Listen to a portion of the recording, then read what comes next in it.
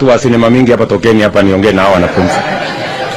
Kwanza, let me first say I am really proud to be in PC Kinyanjui. I have discussed with your member of parliament here. I have discussed with Bishop Makarios for a long time. I have always wanted to visit PC Kinyanjui. I am very happy that this morning I have had the privilege to visit this great institution.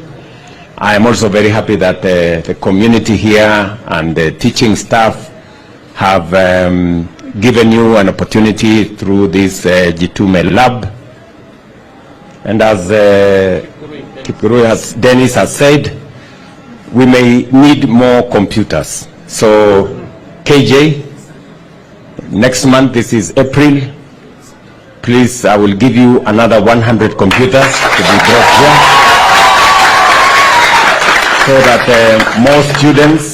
more students from PC Kinyanjui. I'm not sure about the speed of the internet. How is it? Is it good? Iko na kasoro? Eh? Waziri amesikia yuko hapa. Iko na kasoro ama iko na kasongo? Iko na kasoro. So what we will do, waziri yuko hapa, Mheshimiwa Kabogo. Yeye sasa ndio waziri wetu wa ICT. Sasa umesikia hawa wanafunzi wanasema internet iko slow kidogo. So I think we need, is it on fiber or is it? We don't have fiber yet, so we're waiting. We will deliver fiber. Make sure we deliver fiber here, so that even if we have 200-300 students at the same time, the internet can be able to accommodate everybody. Sawa sawa. So William, you will work with the, I think we already have a plan with the Ministry of Kenya Power. The first place where we agreed is we make sure that it's available in the whole of the city of Nairobi as we deliver.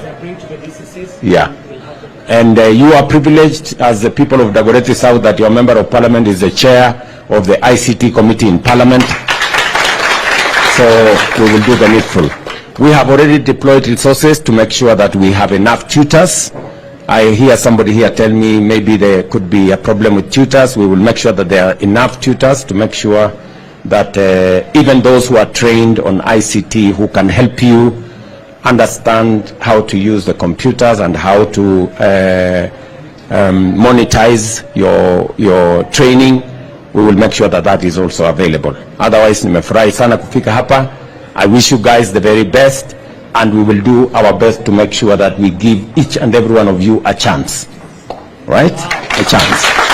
So, Mwalimu Mkuu here has told me your principal has said she will create space. When we deliver the computers, she will create space for those computers. And I will send the computers together with the desks and chairs and everything, so that you can use it immediately.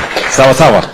Na nyinyi mfanye bidii, so that you know, part of creating jobs, you know, many people think don't understand that when I talk about digital jobs, you know, it means you can earn money from working on the digital space, right? And we are fashioning now through the Ministry of ICT led by William Kabogo, that we synergize with many international companies, so that we can make sure that we ensure that they don't take advantage of you. We negotiate properly so that we can have more young people working.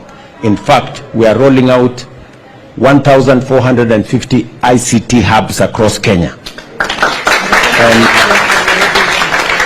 And the Center of Excellence for Nairobi is here in Dagoretti, and I am going there now.